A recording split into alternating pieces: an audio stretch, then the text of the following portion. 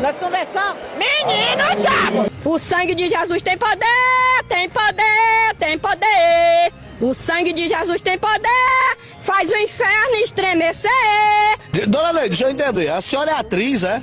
Sou atriz. Aí a senhora fez a Rubi, as Fiz a empreguetes. Rubinhas, empreguetes, fiz outras que eu não lembro mais. Não quero mais que essa novela, a Rubi, apareça na televisão mais, que eu não faço mais novela. É de um fritão. O fritão é aquele cara que anda na boca de fonfão, uma pedinha, entendeu? Aí Pra você que tá em casa, que não sabe o que é o fritão, Obama vai explicar claramente o que... Tua boca cabe esse microfone todinho. Bota aqui pra ver se não cai. O povo, adivinha onde o repórter de polícia está? Você pensa que eu estou numa caverna? Acertou. Olha, meu povo, onde é que o repórter precisa saindo? Olha aqui eu. Ei, buraco do diabo! Alô, alô, alô, alô, alô. Olha, viu, dá até eco.